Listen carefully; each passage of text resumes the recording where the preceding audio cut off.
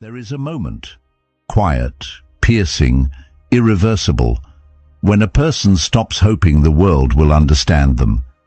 It's not dramatic.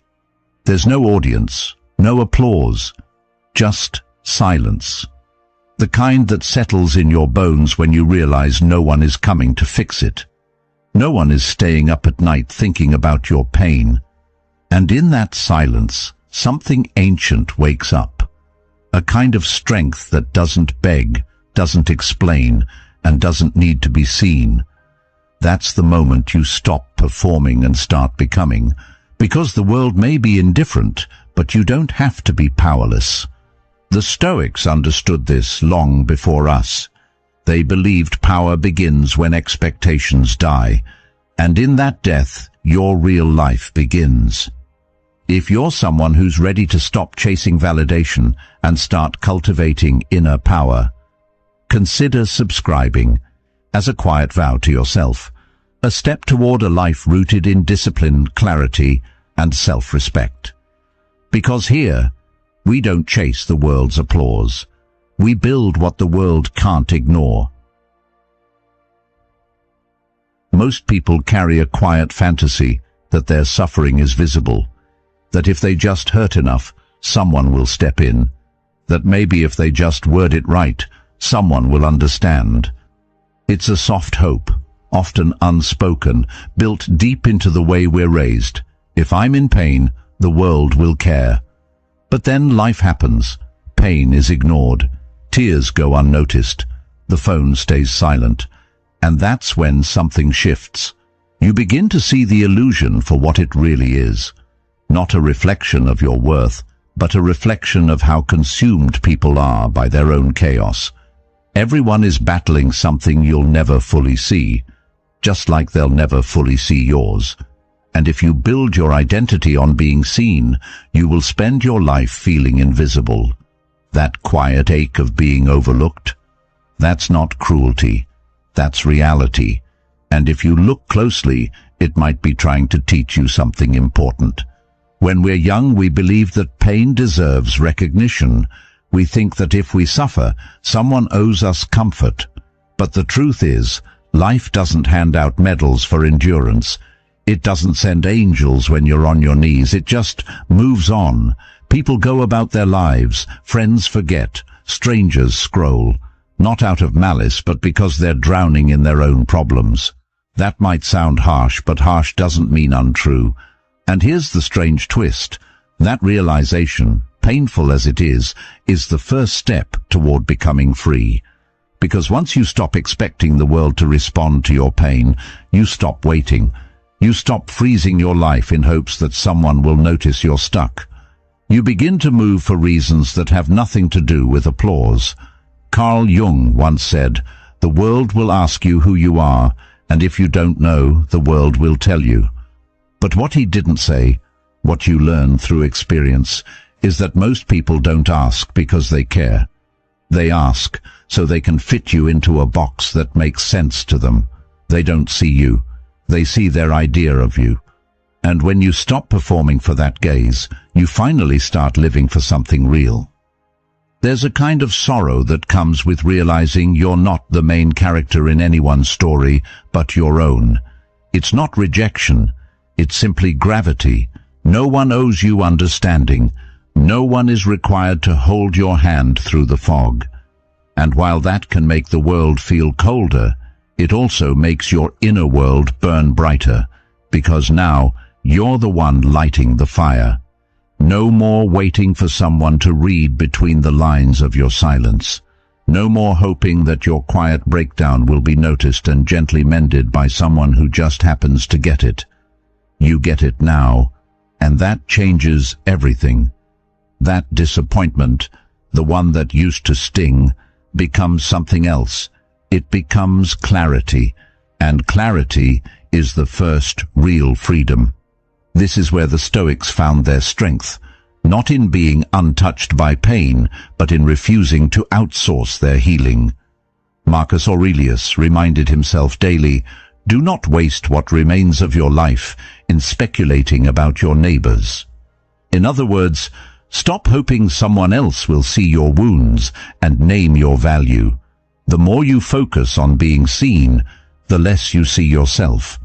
And ironically, the more invisible you become. You become noise in someone else's life, rather than signal in your own. But when you finally let go of the hope that others will witness your suffering and give it weight, that's when you begin to build something indestructible. Not because you're harder, but because you're clearer. You start noticing how much of your identity was shaped around being seen, around the belief that someone, somewhere, should care. And when they didn't, you took it personally. But here's the truth no one likes to admit. Just because people don't care doesn't mean you're unworthy. It just means they're human. Flawed, overwhelmed, distracted, just like you. The game was never about being seen. It was about waking up to the fact that you were always watching. You've been the one living inside your mind this whole time. You've been the only witness to the full weight of your thoughts. That's not a curse. That's a gift. Because it means you are the one with the power to change your narrative. Not them, you. There's power in being unseen. There's clarity in walking without needing an audience. Epictetus said, "Don't explain your philosophy. Embody it." And that's what happens when you stop hoping to be seen. You start becoming. Not for attention, not for recognition, but because something inside you refuses to stay small. The pain that once felt unbearable becomes your blueprint. The silence that once haunted you becomes your teacher. The solitude that once scared you becomes your home. And when that shift happens, you no longer need to broadcast your wounds. You just carry them differently, not as a burden, but as proof that you kept going. So maybe being overlooked wasn't the tragedy you thought it was. Maybe it was the beginning. The slow, quiet death of illusion, and the birth of something real, something solid, something that no longer seeks validation because it's too busy building something permanent. You don't need to be seen to become something great. You need to see yourself clearly, honestly, without decoration. That's where everything changes. That's where your real life begins. When no one listens, something unexpected happens. You start listening to yourself. Not the surface voice, the one that echoes what others expect from you, but the quieter one underneath. The one you've ignored because it wasn't loud enough to compete with the noise of the world. But in the absence of applause, silence grows roots. You begin to hear your own thoughts more clearly, not as background noise, but as guidance. It's strange at first, uncomfortable even. You're used to checking your reflection in the eyes of others. But when those eyes turn away, you learn to see yourself from the inside. And that's when something shifts. You begin to move differently, not because someone told you to, not because someone believed in you, but because you decided to show up, without witnesses, without cheerleaders, without someone holding the door open. Self-reliance doesn't arrive in a burst of confidence. It arrives slowly, often disguised as loneliness. You wake up one day and realize no one's checking in, no one's asking how you're doing. And instead of falling apart, you start building. You begin taking yourself seriously, not because others do, but because you've grown tired of waiting. How many times have you paused your growth hoping someone would give you permission to continue? Hoping they'd say it's the right time, the right move, the right direction. But what if that permission never comes? What if no one ever says you're ready? Would you stay frozen forever? Or would you finally claim the authority that was always yours? That's where real power begins, not in being chosen, but in choosing yourself. The world teaches us to seek validation like it's oxygen, but the Stoics knew that peace isn't found in popularity, it's found in discipline. Epictetus said, "No person is free who is not master of themselves." Freedom doesn't come from being supported. It comes from knowing that even when you aren't, you will continue. That even when the room is empty, you'll do the work anyway. And not out of bitterness, but because the work matters. When you understand that, showing up stops being a performance. It becomes an act of self-respect. And in that quiet, a new relationship forms, not with the world, but with your own mind. You begin to trust it more. You ask it what it needs.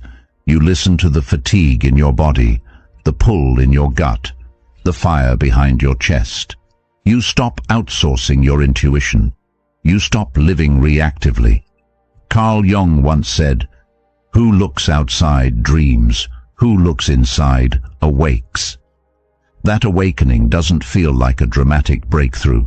It feels like subtle, consistent decisions that build a foundation under your feet. You start keeping your promises to yourself. You go for the walk. You write the words. You say no when something drains you. These aren't loud acts, but they build something no one can see from the outside: trust. And trust in yourself is the currency of freedom. There's a quiet kind of strength that develops when you realize you are your own backup plan, when the silence doesn't scare you anymore, when you don't need to announce your every move or explain your every feeling, when you don't beg for someone to notice that you're trying, because you know the effort you're making, you know the storms you've walked through, you know what it took to still be here, choosing growth instead of collapse. That's not arrogance. That's integrity. You're no longer performing for the world. You're becoming for yourself. There will still be moments of doubt, moments when you wish someone would say, "I see you." But now you don't depend on it. You no longer fall apart in its absence. You carry yourself with the quiet awareness that you've earned your own respect. And that's rare. That's what makes people pause when you enter a room, not because you demanded attention, but because your energy says, "I don't need it." Seneca once wrote, "The greatest empire is to rule oneself." And ruling yourself doesn't look like perfection. It looks like consistency in the face of invisibility. It looks like doing what matters even when no one applauds. It looks like holding your standards high, even when no one is watching. When you build from that place, you're no longer dependent on external structure. You become the structure. You don't collapse when someone pulls away. You don't unravel when someone misunderstands you, because your foundation was never built on their understanding in the first place. It was built on clarity, on quiet decisions made in solitude, on the strength of waking up and moving forward again and again, because that's who you've chosen to become. And this is the most important part. Once you begin to rely on yourself in this way, you stop resenting others for not being who you needed. You release them. You stop waiting for them to return, to notice, to explain. You no longer tie your progress to their presence. You move regardless, not with coldness, but with grace. You become free, not because the pain is gone, but because it no longer defines the path. You carry it, but it doesn't carry you. That's what true self-reliance looks like. Not an absence of need, but a deep inner steadiness that says, even if no one sees me, even if no one comes, even if no one helps, I will keep going. Because this life is mine to live, and I will not wait for anyone to give me permission to become who I was always meant to be. We live in a world that rewards exposure.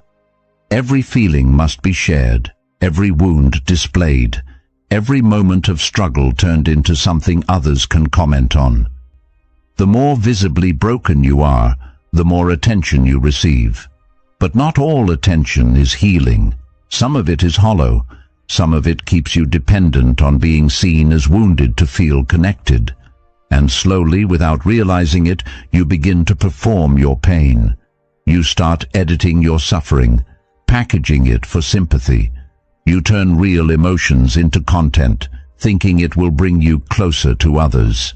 But it doesn't. It just makes your healing public property. What was once sacred becomes consumed. What was once your inner world becomes a storyline for others to follow and forget. There's a difference between honesty and emotional performance. One comes from depth, the other from habit.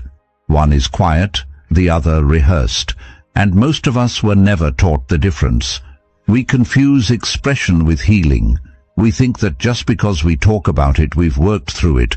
But sometimes, the more you speak of a wound, the more it stays alive. Not everything needs to be narrated.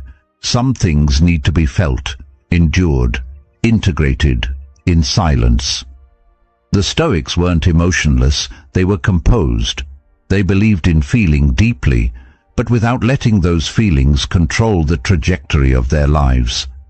Marcus Aurelius, in his Meditations, wrote, "Be like the cliff against which the waves continually break, but it stands firm and tames the fury of the water around it." He didn't mean suppress emotion. He meant, don't let it become a performance. Let it become presence. We've become conditioned to believe that silence is weakness, that if we don't express every feeling, we're hiding. But some things are not meant to be shared. Some parts of your story are sacred precisely because they belong only to you. Keeping something private doesn't mean you're ashamed. It means you're protecting something precious. And that unnerves people. Because silence can't be dissected. It can't be pitied or praised. It demands space. It creates mystery. And mystery, especially in a world addicted to access, feels threatening. Carl Jung spoke often of the shadow, the parts of ourselves we bury or project. But he also said, "Solitude is for me a fount of healing which makes my life worth living." The truth is, not every form of healing needs to be visible. Some of the deepest transformations happen when no one is watching, when you're sitting with your thoughts, when you're choosing not to respond, not to prove, not to explain, when you let your emotions pass through without needing them to be seen, liked, or validated. That's not suppression. That's sovereignty. It's easy to mistake the loud for the strong, but strength isn't always loud. Sometimes it's quiet and still and completely uninterested in being understood. You don't have to prove your growth. You don't have to narrate your healing in real time. You can keep it to yourself and let the results speak later. And that patience, that refusal to perform, is what gives you power.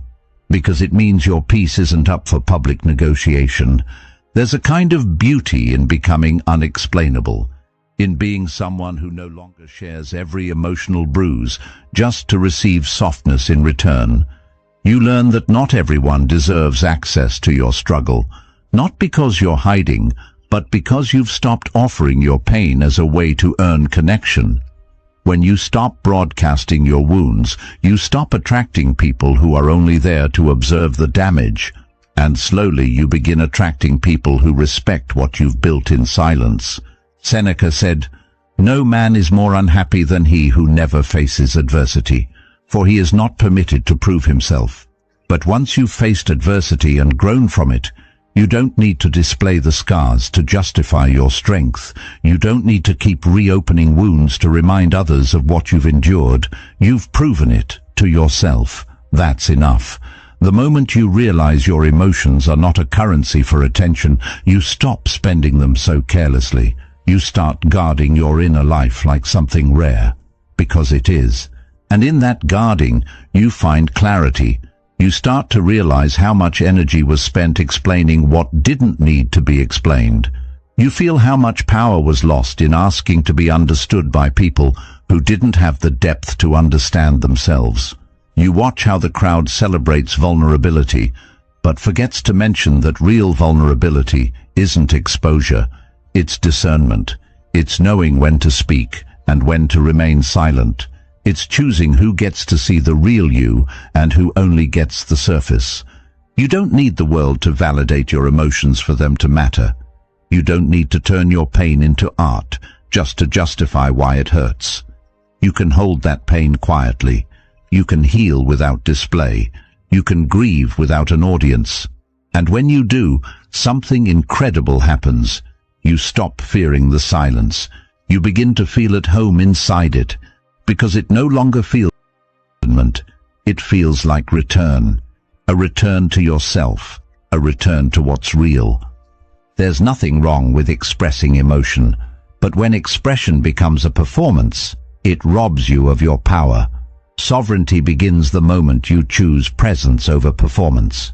The moment you stop explaining yourself to feel safe. The moment you realize your peace isn't fragile, it's forged in solitude. And when others can no longer predict you through your emotional patterns, they start to respect the depth they can't access. Not because you became colder, but because you became wiser. You don't owe anyone a front row seat to your healing, and you don't need to bleed in public to prove you're human. Some things are meant to be held close. Some truths are meant to be whispered only to yourself. That's not hiding. That's maturity. And in a world that glorifies noise, that kind of quiet becomes its own form of rebellion, its own form of freedom. Rejection feels personal because it touches something primal in us, the need to belong, to be seen, to be accepted as we are. But often, what feels like rejection is actually redirection. You weren't dismissed because you lacked value. You were pushed aside because your depth couldn't be digested by shallow eyes. Your silence was mistaken for absence, your self-containment for coldness. You were misunderstood not because you failed to express, but because you carry a frequency most people aren't tuned to. That doesn't make you wrong, it makes you rare. The world, for the most part, doesn't recognize nuance. It celebrates what's easy to label, easy to consume, easy to predict. So when you don't fit into those neat boxes, you become inconvenient. And in a world rushing to categorize, inconvenience is often discarded before it's explored. It's easy to internalize that as a flaw. To think, if I were louder, if I smiled more, if I softened my edges, maybe I'd be accepted. But that's the trap. The belief that your value lies in being legible to others. You weren't made to shrink into their comprehension. Carl Jung wrote, "The privilege of a lifetime is to become who you truly are, not who others can easily understand, not who fits the mold, but who you are when no one is watching and you've stopped trying to be approved." That kind of authenticity often comes at the cost of comfort. It invites misunderstanding. It requires solitude. But it also creates space for a deeper kind of transformation, one that isn't driven by applause, but by alignment. There comes a point when you stop interpreting rejection as loss and begin to see it as clarity. Every person who overlooks you, every space that doesn't welcome you, every silence that follows your presence, it all reveals something. Not about your worth, but about where your energy doesn't belong. That insight is priceless. It saves you years of self-doubt. It teaches you to invest where you're valued, not just tolerated. And once you learn that, you stop chasing explanations. You stop wondering why someone didn't choose you. You realize that not being chosen was the blessing, because it gave you back to yourself. There's a quiet revolution that begins when you stop trying to be understood. You begin to redirect all the energy you used to spend on being seen into actually building something. Something that doesn't need to be explained. Something that stands on its own. A body of work. A lifestyle. A discipline. You shift from emotional scarcity, constantly trying to prove your worth, to psychological sovereignty, where your existence is no longer up for debate. That's where your center of gravity moves inward. You're not moved by approval or rattled by dismissal. You become grounded. And grounded people are magnetic, not because they seek attention, but because they carry something stable in a world that spins too fast. People will still misread you.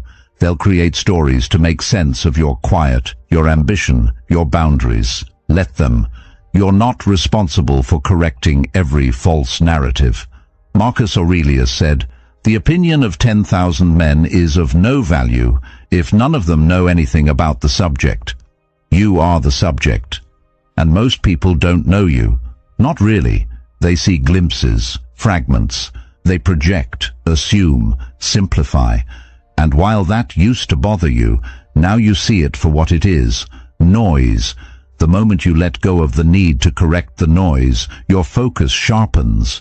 You get more done. You sleep deeper. You move cleaner. Because now your life is no longer built around being perceived correctly. It's built around being lived truthfully. There's immense peace in that. You stop wasting energy explaining your process, your priorities, your silence.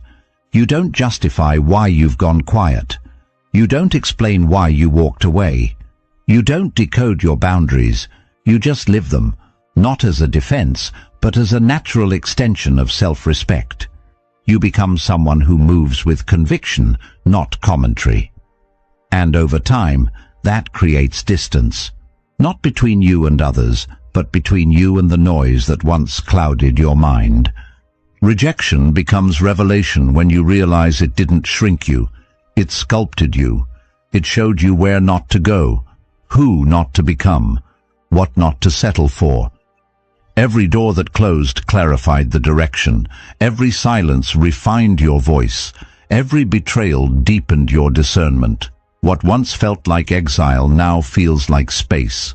Space to build, space to breathe, space to finally become, not someone acceptable, but someone undeniable. And this shift, this movement from wanting to be seen to choosing to become, it changes everything. You stop speaking to be heard and start speaking to build.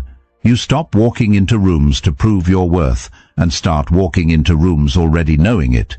You stop asking if you're too much, too quiet, too intense, and start asking if the space is too small for your truth. You stop apologizing for your depth and start protecting it. That's not arrogance, that's arrival. So, if you've been overlooked, let it be your initiation. If you've been misunderstood, let it be your turning point. You're not here to explain yourself into someone's comfort. You're here to become someone whose presence rewrites the room. And that begins when you finally understand. Rejection isn't the end of your worth. It's the beginning of your clarity. People talk about loneliness as if it's something to escape from, as if the absence of others means the absence of worth. But solitude, when chosen with intention, is not isolation. It's transformation. It doesn't shrink you. It burns away everything that doesn't belong. At first, it feels like silence. A heavy, echoing silence where the noise of the world fades and only your own thoughts remain. But slowly, that silence sharpens. It becomes a mirror that doesn't lie. And what you see there in the absence of distraction is not your weakness, it's your foundation. Solitude doesn't destroy you. It reveals what was always there underneath the noise. The craving for approval, the impulse to please, the subtle performances you didn't even know you were giving. Those things begin to melt away in the furnace of being alone. And in their place, something harder forms, something real. It's in that stillness that you begin to meet yourself honestly, not the version of you curated for others, not the identity shaped by expectation or obligation, but the raw material of your mind, your values, your fears. And for many people, that's exactly why solitude is so terrifying. Because when there's no one left to impress, no one left to chase, you're finally left with the truth. No performance, no edits, just you. And while that might feel like loss at first, it's actually the beginning of freedom. Epictetus wrote, "It's not things that disturb us, but our judgment of them." In solitude, those judgments become visible. You start to realize how many of your thoughts aren't yours, how many of your fears came from someone else's voice, how much of your identity was built on avoiding rejection rather than seeking truth. This is where the internal alchemy begins. The discomfort doesn't disappear, but it transforms. What once felt like loneliness starts to feel like privacy. What once felt like exile begins like clarity. You start hearing your own voice louder than the world's opinions, and that voice, uncensored, unpolished, unafraid, teaches you how to live. You begin to understand that peace isn't found in a full calendar or a full room. Peace is found in presence, in being able to sit with yourself and not flinch, to feel the weight of your own mind and not run from it. That's not detachment, that's mastery. Carl Jung said, "The man who looks outside dreams, the man who looks inside awakens." Solitude is what forces you to look inward, to awaken. And with that awakening comes a kind of responsibility. You can no longer blame the noise for your confusion. You can't blame others for your stagnation. It's just you now. And that's where the power begins. Because the moment you stop externalizing your life, you reclaim the ability to direct it. You're no longer waiting for someone to come save you, validate you, or guide you. You start building your compass from the inside out. And that compass points to something sturdier than attention. It points to integrity. Most people avoid solitude because they don't like what they feel when everything else is stripped away. But that discomfort is exactly what makes the process necessary. You don't become strong by avoiding yourself. You become strong by confronting what's unhealed, unclear, and uncertain, and doing so without an audience. That's the difference between solitude and isolation. Isolation is running away. Solitude is running deeper. And in that deeper place, your resilience is formed. Quietly, consistently, without applause. You begin to make decisions differently, not from a place of, will this be accepted, but from a place of, does this align? You start trusting your instincts more because you've spent time with them. You've listened long enough to separate intuition from insecurity. And that's a level of self-knowledge that can't be taught. It has to be earned. Through silence, through space, through the kind of mental stillness that teaches you how to carry your own weight. That kind of clarity doesn't shout. It doesn't announce itself. But others feel it. In the way you speak. In the way you move, in the way you don't chase what used to pull you apart. Solitude makes your boundaries sharper. You stop saying yes just to avoid disappointing someone. You stop engaging in conversations that drain your spirit. You learn that no is not unkind, it's honest. And honesty, when cultivated in solitude, becomes a way of living. You don't need to prove anything anymore. You don't need to justify your distance or explain your focus. You simply live it. Because you've done the work in silence, and now your energy speaks for itself. Seneca once wrote, "We suffer more in imagination than in reality." Solitude helps you see the difference. It pulls you out of imagined disasters, false narratives, and inherited fears. It plants you in what's real, and in that soil, something unshakable grows, a sense of self that doesn't shift with trends, a direction that doesn't wobble when misunderstood, a strength that isn't loud, but lasting. When you return to the world after time alone, you come back different, not distant, but deliberate, not bitter, but boundaried. You don't speak to be heard. You speak because your words come from stillness, not from noise. You're not easily swayed, not easily shaken, because you know the ground you stand on. You built it yourself, one quiet moment at a time. So no, solitude isn't punishment. It's preparation. It's the training ground for self-trust, self-respect, and self-direction. It's not where life ends. It's where it begins to deepen. And the person who has learned to walk through their own mind, alone and awake, becomes someone the world can't easily move, because they don't belong to the noise anymore. They belong to themselves. There comes a quiet turning point in every life, where the version of you that once felt essential begins to fall apart. Not with a dramatic crash, but with a slow, undeniable erosion. The old self, the one who needed approval, who bent to fit into spaces too small, who rehearsed words just to be liked, that self begins to feel heavy, outdated, false. You try to carry it a little longer, out of habit, out of fear, maybe even out of guilt. But it drags, it stiffens, and eventually it begins to rot. That's not failure. That's evolution.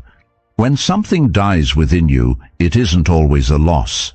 Sometimes it's the first breath of something deeper, the start of a more honest existence. At first, it's disorienting. You don't feel quite like yourself anymore, but you also can't go back. The mask doesn't fit. The old patterns feel exhausting. You say less, but what you say carries more weight. You stop explaining, not because you have nothing to say, but because you no longer feel the need to be understood by everyone. The chase for approval fades, and in its place, something steady begins to grow. You move with more intent. You don't fill silence out of nervousness. You don't perform your personality to make people more comfortable. You simply stand, like a mountain, still, watchful, unmoved. It's strange how people respond when this shift happens. Some distance themselves, others question what changed. They'll say you seem colder, more distant, less fun. What they're really sensing is that you've stopped making yourself available for emotional labor you never consented to in the first place. You've withdrawn from the game of constant reassurance, of being overly palatable. You're no longer addicted to being liked, and that absence makes people uncomfortable, because now they can no longer predict you, and unpredictability in someone who once conformed feels threatening to those still clinging to old versions of who you were. But here's what they don't see. That version of you needed to go. It needed to fall away so you could finally move freely, so you could stop editing your truth to fit someone else's narrative. Carl Jung once wrote, "We cannot change anything unless we accept it. Condemnation does not liberate, it oppresses. You didn't kill your old self out of hatred. You outgrew it out of truth. You stopped condemning your need for space, your desire for solitude, your craving for a simpler, quieter strength. And in that acceptance, the old self was released, not as a punishment, but as a rite of passage. You don't need to explain this process to others. The people who truly understand won't ask. And those who don't were never meant to walk with this next version of you anyway. You start to notice who respects your silence and who only knew you for your noise. You realize who valued your essence and who only loved your accessibility. That clarity is painful but necessary. It separates the seasonal from the lifelong. It refines your circle. It clears the emotional clutter you were too polite to discard, and it makes space for alignment. Marcus Aurelius wrote, "The impediment to action advances action. What stands in the way becomes the way." That's what the disappearance of your old self is. It feels like a loss, but it opens a path where you no longer chase connection, but attract it by being grounded. A path where you don't need to be known by many to feel known within yourself. You don't seek mirrors in others anymore. You've found your own reflection, and it's enough. There's something sacred about becoming someone who no longer needs to announce their change. You don't post about it. You don't campaign for recognition. You just live differently, and the difference becomes impossible to ignore. People feel it in your energy, your decisions, your detachment from petty dramas. They sense a calmness in you that can't be faked, because it came at a cost. It was earned in the quiet dismantling of your former self. In the nights you doubted everything and still chose to continue. In the moments where you wanted to explain, but chose instead to evolve. You're no longer triggered by the same things. You're no longer drawn to the same conversations. You no longer feel the pull to be constantly available. And at first, that feels like loneliness. but then it becomes something else. Freedom, because you realize you were never really connected to those people, those places, or those roles. You were connected to who you had to become in order to stay there. And now that person is gone. Seneca said, "Every new beginning comes from some other beginning's end." This isn't just a shift in mindset, it's a rebirth. And like all rebirths, it's quiet at first, underrated, uncelebrated, but incredibly real. And with time, it becomes undeniable, not because you announce it, but because you embody it. You become someone who moves with quiet authority, who doesn't need to explain their values because they live them. Someone whose absence speaks just as loudly as their presence used to. Not out of pride, but out of peace. The old self was necessary. It got you here. It learned the hard lessons, absorbed the wounds, fought for belonging. But its time is over. You don't owe it anything except gratitude and release. And now, in its place, you stand clearer, stronger, unapologetically you. No longer looking back for validation, no longer reaching forward in desperation, but grounded, here, now, whole. And that, more than anything, is what makes you impossible to categorize. Because you've stopped being what the world told you to be. You've become who you were always meant to be. True presence doesn't come from how much you say, or how loudly you say it. It comes from how little you need to say. There's a kind of quiet power in someone who has stopped seeking validation, a kind of weight in their stillness. You feel it when they walk into a room and don't try to control the space. They simply are. They don't need to announce their presence because their energy carries it for them. They don't push to be noticed, yet they're the one people watch. It's not arrogance, it's not performance. It's the confidence of someone who's no longer hungry for permission to exist. In a world obsessed with appearances, that kind of restraint is rare, and because it's rare, it's magnetic. You begin to realize that real strength is quiet, not hidden, but uninterested in performance. It's the product of someone who has met their fear and sat with it, someone who has walked through pain without turning it into a show, someone who doesn't need to posture or puff up because they're not operating from a place of insecurity. They've already faced the abyss and came back without needing to prove anything to anyone.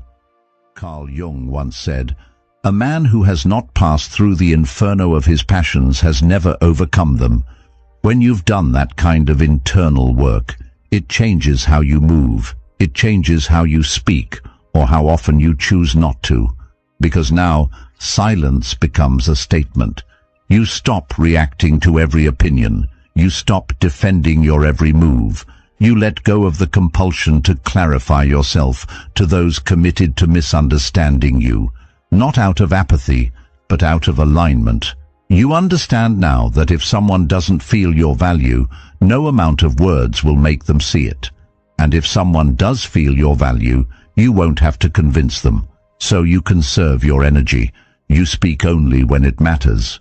And when you do speak, people listen. Not because you're louder, but because you're selective. Your words weren't scattered. They were earned.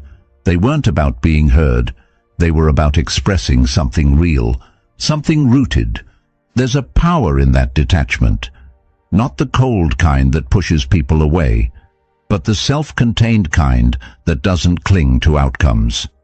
When you no longer rely on people to affirm your worth, you free them from the responsibility of carrying your identity, and you free yourself from the constant tug of needing to be liked, validated, or praised. That freedom makes you light, but it also makes you heavy in the eyes of others, because now your self-possession is something they can feel, and it unsettles people who are still measuring themselves through the eyes of others. Because when they meet someone who doesn't need the crowd, they're forced to face the fact that they might still be living for it. Marcus Aurelius wrote, "Waste no more time arguing about what a good person should be. Be one. That's the essence of commanding without words. You don't try to be impressive. You just embody what you value. And the irony is, when you stop trying to be impressive, you often become unforgettable. Not because you shouted, but because your silence had depth, because your stillness had direction, because you weren't trying to win the room. You were rooted in something deeper than performance. People mistake detachment for disinterest, but true detachment is the highest form of clarity. It means you can engage without being absorbed. You can be present without being performative. You can care without clinging. And that clarity speaks louder than charisma. Because when someone can't be shaken by judgment, can't be baited into overreacting, can't be swayed by flattery or criticism, they start to feel like an immovable force. And we don't just respect forces, we adjust ourselves around them. This is what sets apart the grounded from the attention-hungry. The grounded don't compete for the spotlight because they carry their own light. They're not chasing the next compliment or performance-based connection. They're building something quiet but lasting, something that doesn't crumble when the room goes silent, something that doesn't shift with public opinion. And people notice. They always do. Because in a culture that rewards the loud, the steady become mysterious. The ones who don't need to prove themselves start to feel like they've already proven something far more important: self-mastery. There's no need to chase recognition when you move with intention. No need to explain your pace when you trust your timing. The less you say, the more room others have to feel what you are. And when your presence is built on depth, not performance, it leaves an imprint. Not because it was loud, but because it was grounded. Epictetus said, "First say to yourself what you would be, and then do what you have to do." Quiet power is built on that principle. You decide who you are, and then you live it. Not for applause, but for alignment. So if you've ever wondered why certain people command attention without asking for it, this is why. They don't chase it. They don't ask for it. They simply move in alignment with who they are. And that kind of presence, grounded in inner stillness, always speaks louder than noise. It doesn't need to shout. It just is. There's a strange kind of freedom that arrives the moment you stop needing care. Not because you've become bitter or numb, but because you've finally outgrown the illusion that your strength should depend on how others treat you. It's the point where a subtle but permanent shift happens inside. The world no longer has the same power to shake you. Its silence doesn't unsettle you. Its applause doesn't seduce you. You begin to move from a different place, from a center that doesn't ask for permission, doesn't beg to be seen, and doesn't fall apart when it's ignored. That's the paradox. You only gain real power when you stop needing to be rescued. Not from pain, but from the discomfort of being alone in your truth. For a long time, we're taught to believe that care from others equals safety, that we must be heard to feel real, understood to feel valid, held to feel whole. But there's a deeper truth underneath all of that. The truth that power isn't something given to you by attention, love, or recognition. It's something built in silence, brick by brick, with the choices you make when no one's watching. That's why once you stop craving the emotional resources of others, something remarkable happens. You start becoming your own source. And when you do, you realize you were never powerless. You were just waiting for permission to be strong. Carl Jung once said, "The most terrifying thing is to accept oneself completely."